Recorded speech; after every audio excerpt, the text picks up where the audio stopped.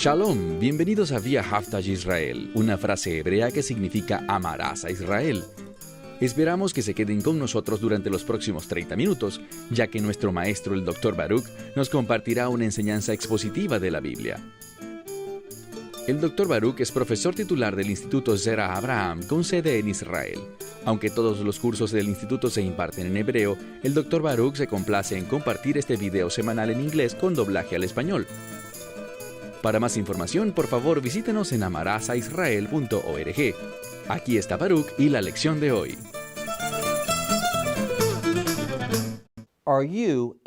¿Te consideras una persona feliz? Muchas personas podrían decir, no lo soy, pero no me juzgues, porque tú no sabes con lo que me he enfrentado. Tú no conoces lo que ha sido mi vida, mi historia. Cualquiera que haya pasado por lo que yo he pasado, no podría ser feliz. Bueno, no te permitas ser derrotado por tu pasado. Entiende que con Dios, todas las cosas pueden ser nuevas. En otras palabras, Dios puede traer un cambio gozoso a tu vida. Lo primero que necesitas hacer antes de avanzar, bien sea que continúes viendo esto o lo apagues, es preguntarte a ti mismo, ¿quiero yo ser feliz? Quizás me dirás, esa es una pregunta ofensiva. Todo el mundo quiere ser feliz, pero no es así. Porque tú puedes encontrar verdadero gozo, felicidad duradera, una alegría poderosa y victoriosa en este libro, en una relación personal con el Mesías. Alguien me dirá, bueno, yo creo en Él, yo lo acepté, pero no tengo ese gozo del que me estás hablando. Y quizás sea así, porque no estás siguiendo lo que dice la palabra de Dios. Tú puedes ser un creyente, pero puedes estar afligiendo y obstruyendo al Espíritu Santo. Puedes estar violando verdades espirituales, y la ausencia de gozo causa que te des cuenta de algo. Algo está mal espiritualmente. Algo espiritualmente no está funcionando de manera correcta en tu vida, y si cambiaras esas cosas, experimentarías la felicidad. Un gozo transformador, un gozo que cambia vidas, un gozo que no querrás que nunca más se vaya de ti. Habiendo dicho esto, toma tu Biblia y ve conmigo al libro de Juan, capítulo 14. 2 veces el Mesías dijo, no permitas que tu corazón se turbe. ¿Significa eso que jamás pasarán cosas tristes en nuestras vidas? No. ¿Significa que nunca me sentiré decepcionado o triste o herido u ofendido? Tampoco. Pero significa que esas cosas son temporales. Y cuando tenemos esas experiencias, necesitamos ser renovados. Es decir, debemos enfocarnos de nuevo en las cosas en las que deberíamos estar pensando, las cosas con las que debemos estar comprometidos. Verán, con frecuencia hay falta de gozo en la vida de alguien porque su vida no está comprometida con aquello con lo que debería estar comprometida. Y debido a que esta persona pone el énfasis de su vida en el lugar incorrecto, el resultado es una evidente falta de gozo. Vamos a ver esta última parte de Juan, capítulo 14, con el fin de que podamos tener una conciencia mayor, un entendimiento mayor de la fuente del gozo en nuestra vida. Un gozo que no depende de las circunstancias, un gozo que no depende de ningún recurso del hombre o del mundo, sino un gozo que está enraizado en el mismo Espíritu de Dios.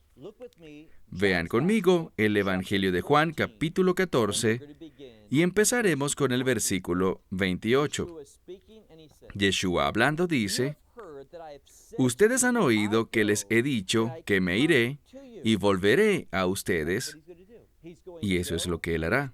Él se irá y luego regresará. Si ustedes me aman, ustedes tendrán gozo. Aquí está la primera lección. El Mesías se va, pero volverá. ¿A qué nos hace referencia eso? Al reino. porque cuando el Mesías regrese, será para el establecimiento del reino de Dios. Así que antes de avanzar, cuando vemos este pasaje, tenemos que entender que fundamentalmente se trata sobre el reino de Dios. Si tú no crees en el reino de Dios, si no tienes una expectativa fuerte, una expectativa inquebrantable en el regreso del Mesías, entonces no tendrás gozo, porque el fundamento del gozo es la realidad del reino venidero. Entonces el Mesías dice, ustedes han oído que yo les dije, y es verdad, que yo me voy y vuelvo a ustedes. Si ustedes me aman, dice, tendrán gozo. Dice, porque yo he dicho que vuelvo a ustedes, mejor dicho, porque voy al Padre, y mi Padre es mayor que yo. Entonces, Él está hablando aquí de algo muy fundamental para el creyente. El Mesías está diciendo, yo me voy al Padre, y ustedes deberán sentir un gran gozo. Porque que me vaya al Padre implica varias cosas. En primer lugar, deben considerar que mi Padre es mayor que yo. ¿Eso significa que Yeshua es menor que Dios? No es así. Pero lo que busca demostrar en este pasaje es su sumisión. Él viene a este mundo, Él se despoja a sí mismo y viene como un hombre, totalmente hombre. Nunca dejó de ser Dios, nunca dejó de ser divino, aunque sí se despojó de esa condición. Pero Él vendrá a establecer el reino de Dios y traerá al mismísimo Padre con Él.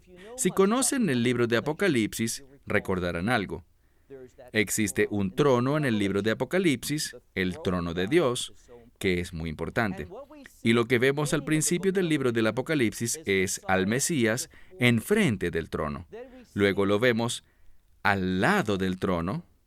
Y cuando avanzamos en el libro de Apocalipsis, y estamos hablando de la Nueva Jerusalén, encontramos al Mesías, Dios el Hijo, junto a Dios el Padre, en unidad, sobre ese trono.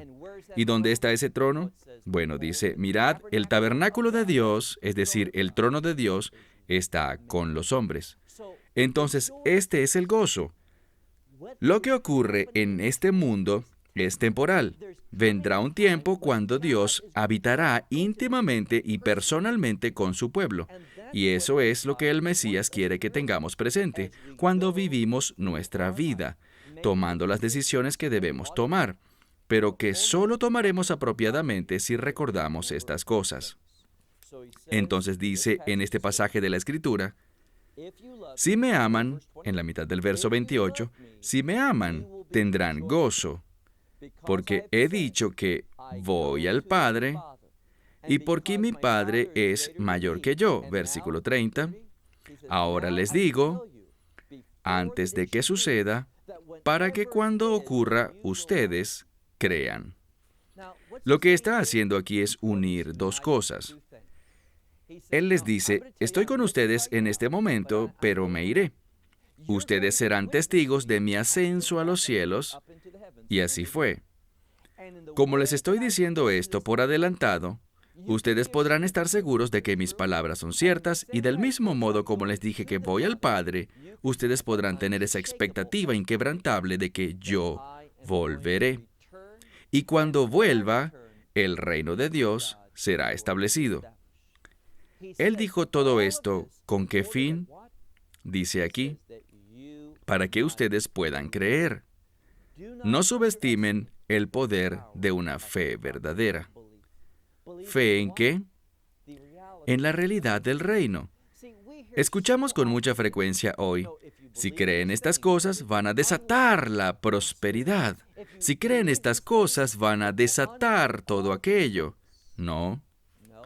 Lo que la fe verdadera hace es desatar una expectativa inquebrantable del regreso del Mesías y del establecimiento del reino de Dios, de modo que tengamos una percepción adecuada para tomar las decisiones correctas en nuestra vida, decisiones de reino, para que Dios sea manifestado y su ministerio sea realizado, y la gente sea sanada, restaurada, consolada. De eso se trata nuestro ministerio. Es solo cuando trazamos esto como nuestro objetivo que vamos a tener como resultado de todo esto el gozo, un gozo inquebrantable que Dios da. Versículo 29. Y ahora les digo esto con el fin de que cuando suceda, ustedes crean. No hablaré por mucho más tiempo con ustedes, porque viene, dice aquí, porque aquel que viene a este mundo, este es el príncipe de este mundo. Él dice, no tengo mucho más tiempo para hablar de estas cosas y necesitamos darnos cuenta de que existe un enemigo. Bien, estamos hablando de gozo y fíjate que hay alguien que quiere hacer todo lo posible para arrebatarte el gozo. Es una verdadera amenaza en tu contra. ¿Puede quitarte la salvación? No, no puede, porque tú no estableciste tu propia salvación. Dios hizo un pacto nuevo contigo, un pacto de reino, un pacto de vida eterna. Ahora, hagamos una pausa por un momento.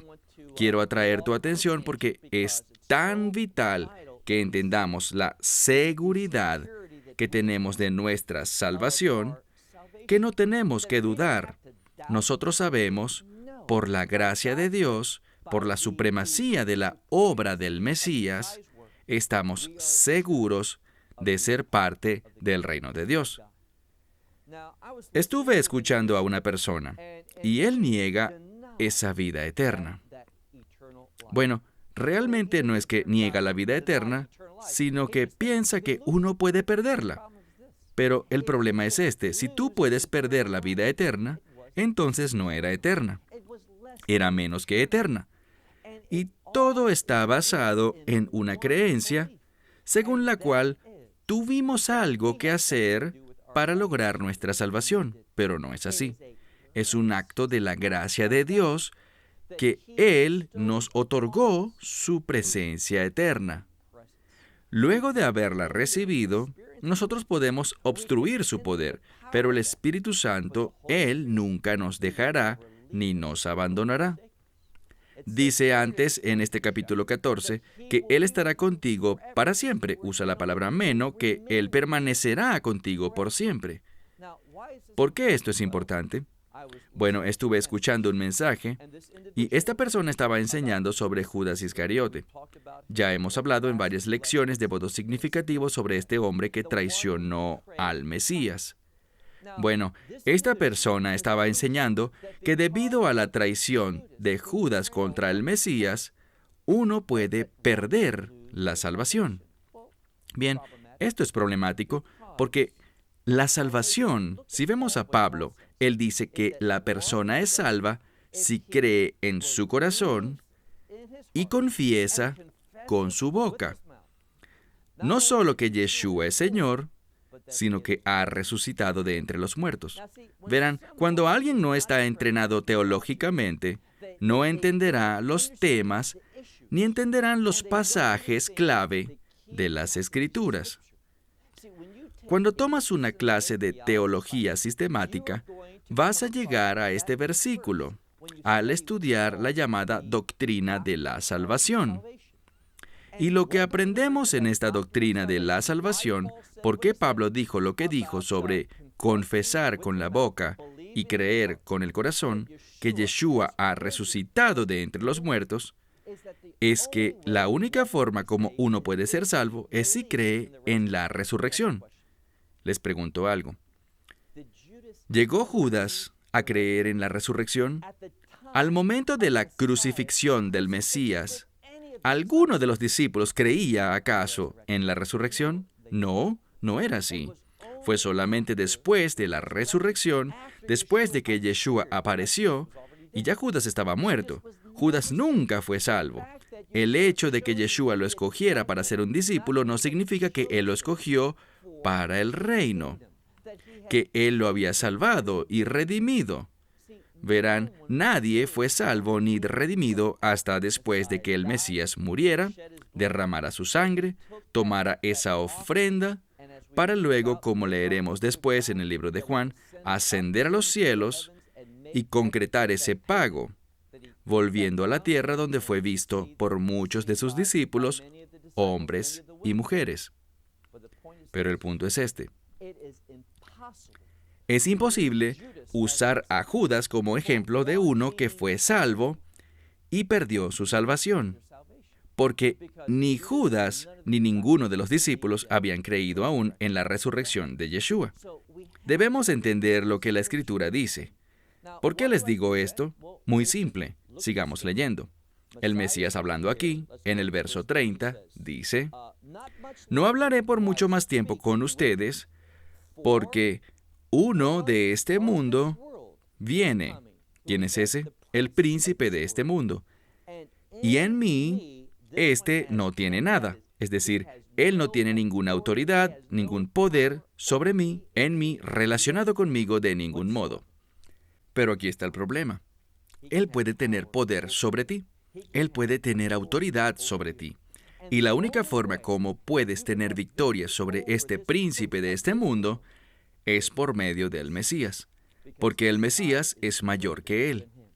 Y es solo cuando caminamos con esta verdad, esta fe, entonces y solo entonces, cuando vemos sus ataques contra nosotros, cuando vemos sus obras, sus engaños, seremos capaces de reconocer sus engaños como lo que son, mentiras. Entonces el Mesías habla aquí y dice, «Pero para que el mundo sepa que yo amo al Padre, así como el Padre me ordenó, esto hago». Está hablando sobre gozo. ¿Y cómo hallamos el gozo? Bueno, de la misma forma como lo hizo el Mesías, es decir, haciendo todo lo que el Padre le ordenó. Y lo que sea que hallemos que la Escritura nos ordena hacer, eso debemos hacer. ¿Y sabes lo que eso produce en nuestra vida? Cuando empezamos a implementar la palabra de Dios, lo que Dios nos ordena hacer en nuestras vidas, eso nos posiciona en un lugar donde el Mesías será manifestado de mayor manera sobre nosotros. Creceremos en nuestro entendimiento de quién Él es y además comenzaremos a encontrar las enseñanzas del Espíritu Santo, instruyéndonos sobre lo que Dios quiere de nosotros. Ven, la obediencia conduce a la revelación y la revelación conduce al entendimiento de los propósitos de Dios, sus propósitos y planes específicos para nuestras vidas, para que podamos someternos. Es un proceso, y al someternos a este proceso, como lo dijimos anteriormente, viene la confirmación por medio del gozo. Aun cuando cosas malas pasen, entenderemos que Dios no será derrotado por ellas, que Dios no causó estas cosas malas, pero sí puede utilizarlas para su gloria. Dios puede utilizarlas para sus propósitos. Nunca pienses que la única forma como Dios puede cumplir su voluntad es a través de las cosas malas que pasan. En ningún lugar de la Biblia vemos eso. Dios no es el autor o causante de las cosas malas. Él las permite, y esto no afecta su soberanía de ningún modo. Él las permite porque es un Dios soberano que eligió permitir que se tomen decisiones. Y muchas de estas cosas malas vienen por malas decisiones que nosotros tomamos o malas decisiones que otras personas toman y que nos afectan directamente. Pero aquí está lo hermoso. Cuando caminamos en obediencia, cuando somos guiados por el Espíritu de Dios, estas cosas suceden, pero nosotros vencemos sobre ellas. Y esta victoria produce gozo en nosotros. Nos da una confirmación de la fidelidad de Dios y de su poder. Maduramos y crecemos en estas cosas, y la próxima vez que algo malo pasa, no nos preocupamos, no nos afanamos, no perdemos nuestra perspectiva, sino que lo entendemos como lo que es, una oportunidad para cantar victoria, una oportunidad para manifestar la gloria de Dios en nuestra vida. Y eso es lo que Yeshua busca revelar a sus discípulos. Entonces dice aquí, Viene uno de este mundo y es el príncipe de este mundo. Está hablando de Satanás. Pero él no tiene autoridad ninguna, él no tiene nada en mí. Pero con el fin de que ustedes sepan, o que el mundo sepa, que yo amo al Padre, todo lo que Él me ha ordenado, esto hago. Dice, y eso es lo que ustedes deben hacer. Ahora miren cómo termina este versículo. Dice, levantémonos y vayámonos de este lugar. Bien, lo que el Mesías hará es que empezará a enseñar de una manera más grandiosa. Lo que quiero que vean es esto. Cada revelación del Mesías conduce a otra revelación si nosotros nos sometemos a ella. Dios está continuamente en un proceso de enseñarnos la verdad con el deseo de instruirnos en verdades nuevas, enseñarnos mayores revelaciones, hacernos madurar y crecer, convirtiéndonos en instrumentos más útiles para Dios. Pero si no nos sometemos a la verdad que nos enseña hoy, no habrá revelación nueva para mañana. Y sin esta revelación, no seremos capaces de posicionarnos donde necesitamos estar, y cuando estamos fuera de la voluntad de Dios, el gozo desaparece. El gozo se va, con el fin de decirnos, de enseñarnos que estamos en el lugar incorrecto, que no estamos donde Dios quiere que estemos. Necesitamos entender que el gozo es un indicador en nuestras vidas. En la voluntad de Dios habrá gozo. Fuera de la voluntad de Dios, este gozo será removido. Pero ese gozo no está basado en lo que está alrededor de nosotros. Tiene que ver con dónde estamos ubicados. Si estamos ubicados donde Dios quiere que estemos o no. Y la razón por la cual empezó a hablar sobre el Espíritu Santo en este capítulo 14 es que el Espíritu Santo es fundamental. Él es la clave para desarrollar en nosotros la habilidad de caminar con Dios, de escuchar a Dios, de implementar las cosas de Dios en nuestras vidas, para que Dios sea manifestado en nosotros y a través de nosotros, y su gloria sea vista. Es solo cuando nos comportamos de esa manera que empezaremos a ver las cosas desde la perspectiva de Dios y seremos capaces de tomar decisiones correctas. Sin eso, sin ser creyentes maduros, y debería decir un creyente en proceso de madurar, porque todos estamos en este proceso de madurar. A menos de que estemos en ese estado de la existencia, madurando, creciendo, desarrollando una percepción mayor de la visión de Dios sobre las cosas que nos rodean, a menos de que estemos haciendo eso, ¿qué sucederá? Vamos a caer en desánimo. Vamos a ser personas que son fácilmente engañadas por el príncipe de este mundo.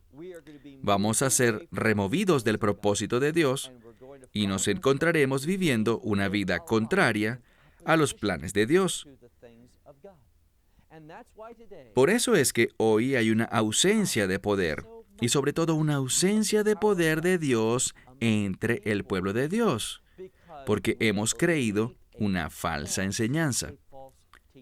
Una falsa enseñanza según la cual el deseo supremo de Dios para nuestras vidas es que seamos los campeones de este mundo. Pero no. Avanzaremos la próxima semana hacia el capítulo 15 y muchas personas conocen este gran capítulo que relata que Él es la vid y nosotros somos las ramas y necesitamos permanecer en Él. Pero les garantizo que antes de concluir el capítulo 15, encontrarán revelaciones nuevas y sorprendentes sobre lo que significa permanecer en Él. Con mucha frecuencia la gente piensa, bueno, es solo un deseo. Si yo quiero estar en Él, si yo le oro a Él, si yo le adoro, entonces permanezco en Él.